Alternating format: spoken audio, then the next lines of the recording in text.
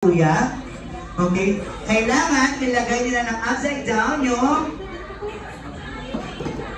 baso. Nakaganyan dapat. Okay, then on top of that, ilalagay nila yung mismong saucer. Okay, ganyan. Ate, pabaliktad. Okay, yan, pabaliktad. Hindi, tama, pabaliktad lang. Okay, then they have to turn around.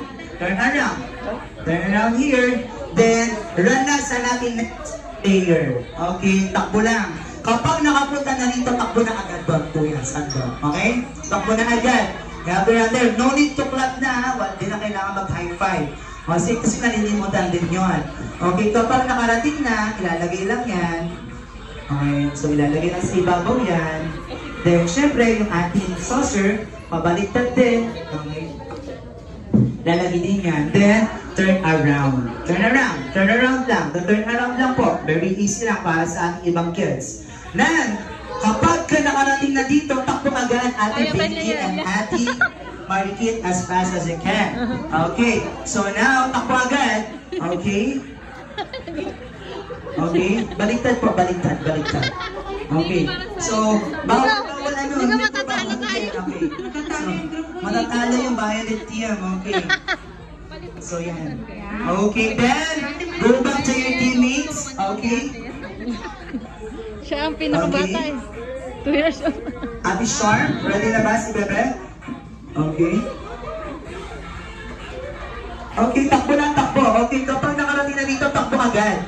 Okay? Sige, okay. Yan, ikaw magpapanalo ng Okay, then ikot agad. Then, takbo agad. Okay, si Katerina, si Athena, sorry. Yan. Okay. Kayo So, magpapanalo ng violet. Ate, dito ka muna. Okay. So, nag-iikot. Okay. Okay, ito yung ate, dito ka muna. Okay, ito yung pinaka-crucial natin sa ating game na to. After yung umikot, kailangan yung mag-shake your butt. Okay, gano'n na. Shake your butt. May card dyan. Patingin nga. Shake your butt. Okay. Okay. Dapat yung pinaka-gigil na gigil. Okay, then after that, pagsasama-samahin yung baso at yung saucer o yung platito. Okay, pagsama-samahin na po. Sige, pagsama-samahin. Okay.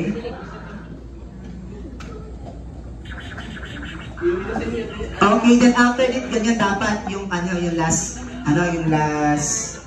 location ng ating baso together with the saucer. Then after nyan, ang gagawin nyo po is isigaw ang salitang Happy Birthday.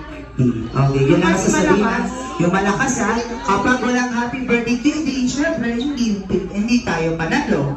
Okay, talo tayo. Kung sino yung unang makakapagsalita ng Happy Birthday KD, siya ang